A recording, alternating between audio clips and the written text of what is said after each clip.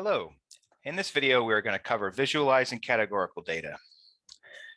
Categorical data can be represented in much the same way as numerical data.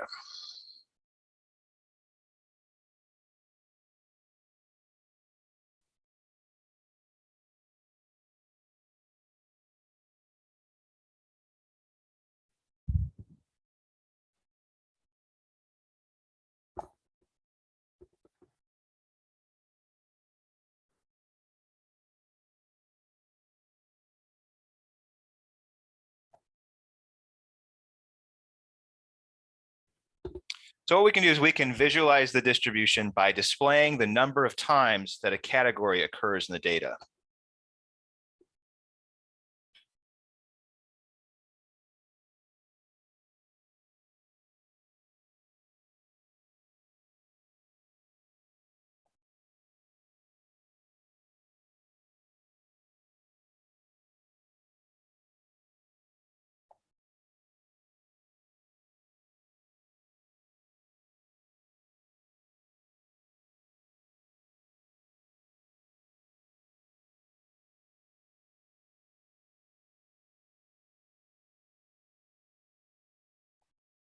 So in particular, we're going to look at two different types of graphing techniques for categorical data. We're going to look at bar charts and pie charts.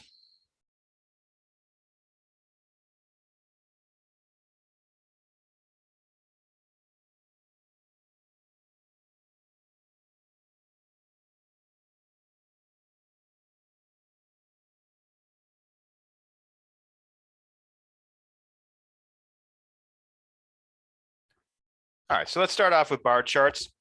The way that we go through and represent the categorical data is, again, very similar to what we do with numerical data. What we do is we create bars, we draw bars, and the height of the bar represents the number of times that the category occurs.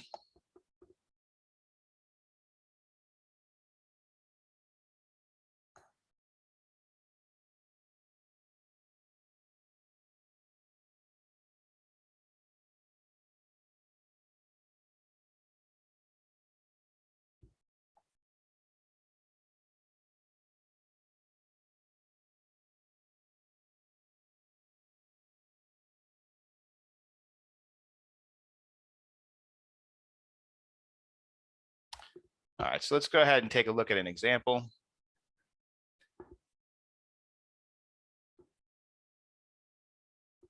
Okay, here it is. So suppose we wanted to go through and take a look at this data. So what is this data? It is the identification of classes for students in the statistics course. So someone's teaching a statistics course and they asked, what class are you? And by what class, they mean, freshman, junior, senior, like what year are you?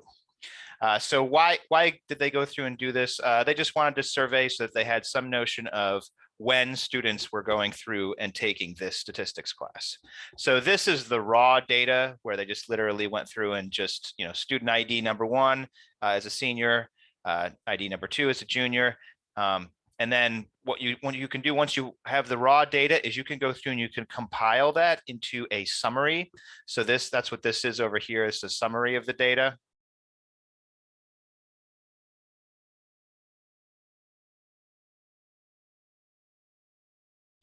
Okay, and so this just goes through and counts how many times each of the different categories occurs in the raw data. And then once we have the summary, we can go through and we can create our bar chart by drawing a bar for each one of these, each class, and then the height of the bar would represent the frequency for how often it occurred. Okay, so let's go ahead and try to do that. Okay, this is what I'm looking for. So we can start off with a vertical line and a horizontal line. And so let's see, we've got, this goes up to 7.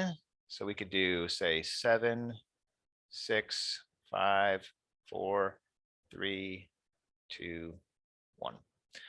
All right, and so we'll mention that, we'll talk about this in a second, but the order that you go in is going to be arbitrary. So that's going to be one of the most important things that differentiates categorical data, graphing categorical data from graphing numerical data. So with numerical data, there is a set order, usually go from lowest to highest. In this case, there's nothing that makes, unknown better than first year, so unknown needs to be first. It's just the order is just arbitrary. So we can go through and we'll say this is unknown. And so we've got 7 for that. So you just want to draw a bar that has a height of 7. Okay, I'm gonna cheat and use the straight line tool.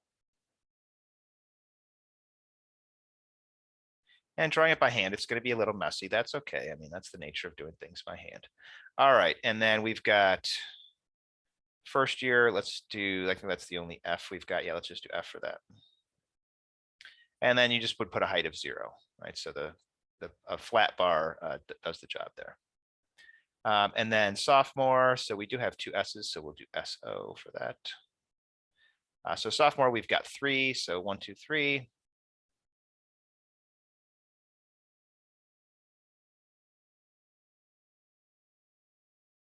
And if you do a good job, the width of these should be the same. A little bit off, but that's okay. Again, by hand, it's going to be rough. Juniors, we've got a height of 4.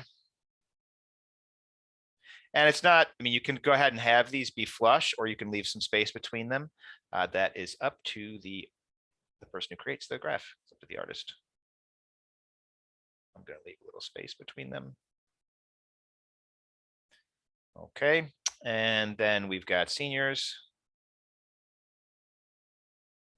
SE for seniors, and 5. So we've got up to 5.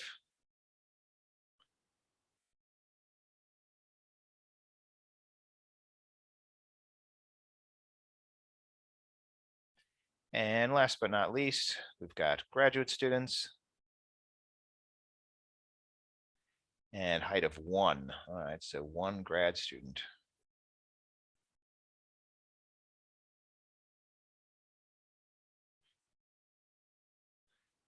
Okay, and that completes the graph. So we can then visualize what this data looks like, by looking at our bar chart.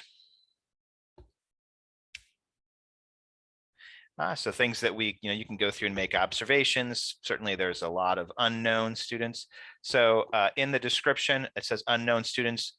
I believe, if I remember right, the assumption is that they do not fall under any of these categories. So these are students who are, they haven't declared, they don't know, they don't know how quickly they're going to graduate. They don't know what year they're at. They're not enrolled officially at the college. They're auditing the class, so on and so forth. There's a number of different reasons why you wouldn't be able to categorize yourself into one of these groups. And so that's supposed to represent this group. So the one observation you could make by looking at the data is that there are a lot of unknowns. And so that's interesting. What kind of effect does that have on how often you offer the class, or other aspects of it? But that would be up for debate by whoever was going through and collecting the data, and what their goals were, what their reasons were for doing so. To see that, to make that observation is that you have such a tall unknown bar. What do you do about that? Okay, so this is graphing it by hand. The text does go through and provide us some pictures. Let's take a look at them.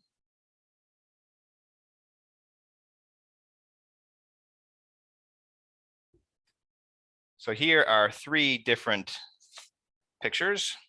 So the order of the bars is something that's arbitrary, as I just said. And that's the main difference between bar charts and histograms. So in one case here, we've got they went from graduate, junior, senior, sophomore, unknown. I'm not sure what order that would represent. Distribution of class. Yeah, I'm not sure exactly what that represents. Oh, one observation to make with the graphs that that were given to us in the textbook is that they didn't go through and do the frequency for the y-axis. They did the relative frequency. As you may recall from previous video, the relative frequency tells you the percent that the bar represents of the whole. So it looks like unknown is about 35% of the data.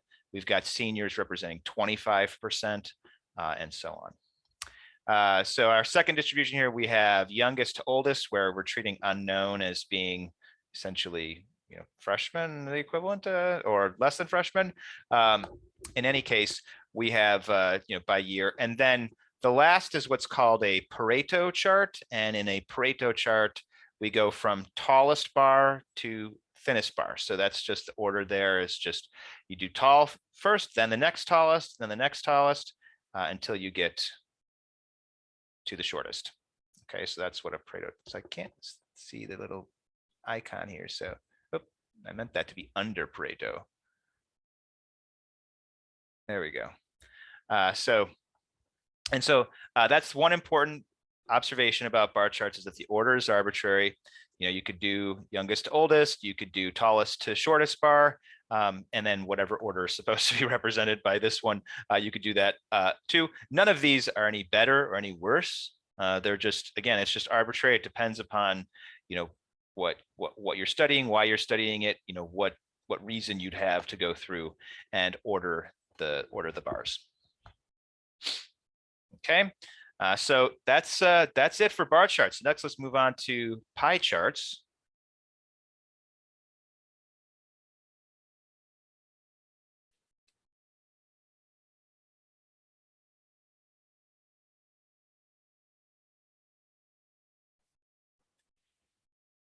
All right, so the way that we handle pie charts. So first, pie charts are always use relative frequency. So it's about percentages. Technically, you could label a pie chart with the frequency, but in terms of the area of each slice of the pie. So a pie chart looks like a pie, and then the area of each slice of the pie is based upon its relative frequency.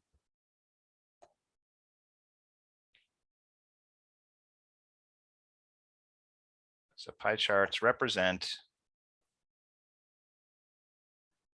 the relative frequency of each category.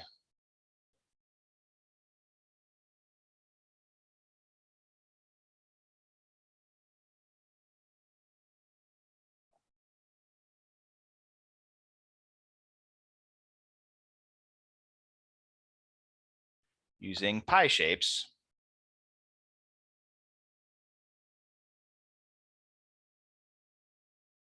Where the area of each slice is proportional to its relative frequency.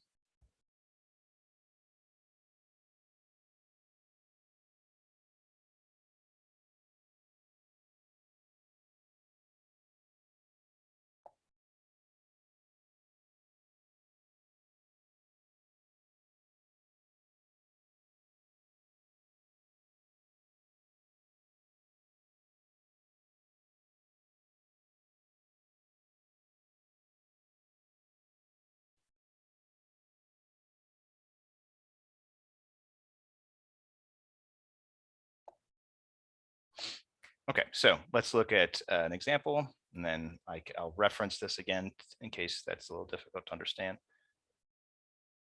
All right, so here we have our a pie chart. So this represents the same data that we were just going through and looking at. So you could go and jump back earlier in the video and see what the relative frequencies were in that last group of 3 charts.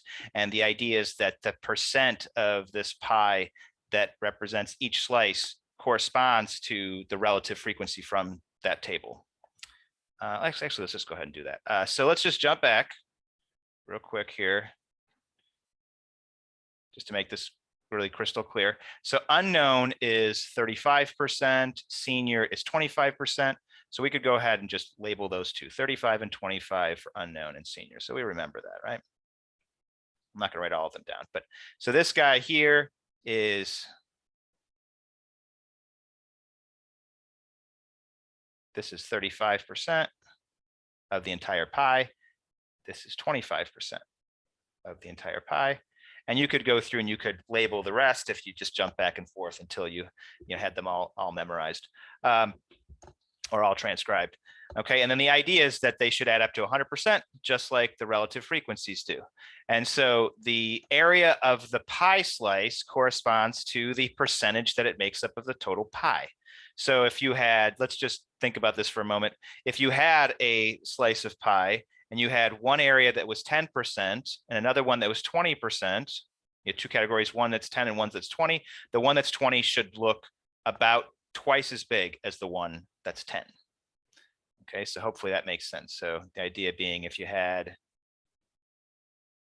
a pie chart and we went through and drew some slices on here.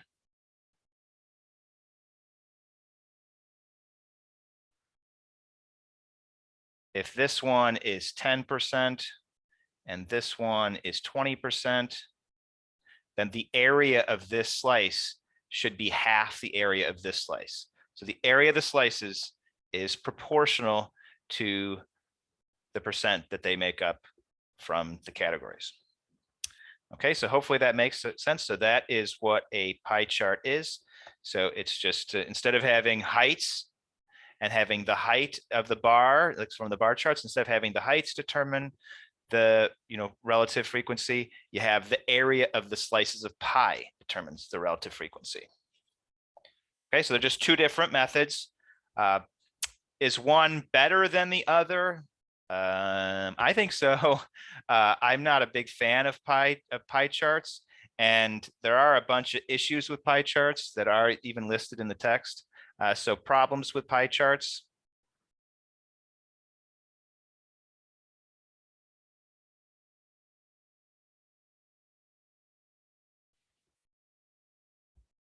So the first is the human eye has trouble differentiating the area of pie slices.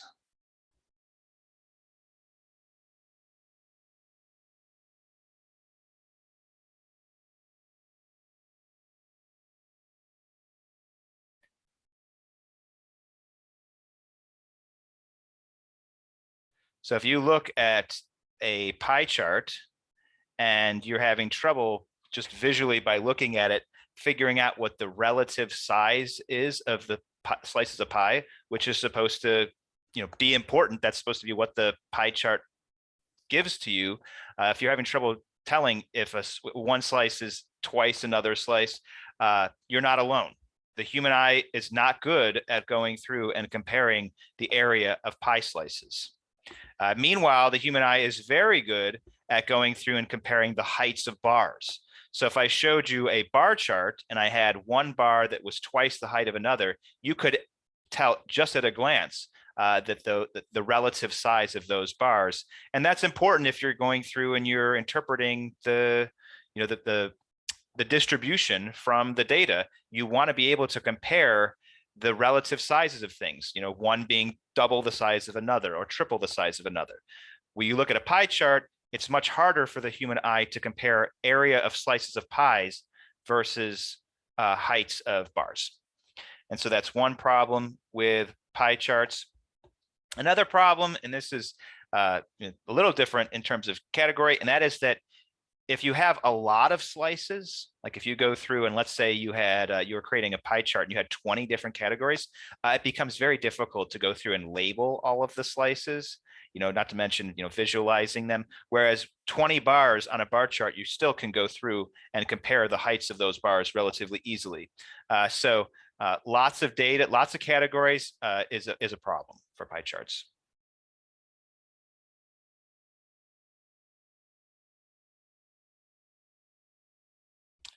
Okay, and so that's two issues with pie charts that are potential problems. Okay, so the last thing, which actually I meant to do as I went, but I forgot, I spaced out, and that is you can go through and use a program to go through and graph these results. So let's take a look. So you could use a computer to go through and graph these. Just a moment, I gotta find it.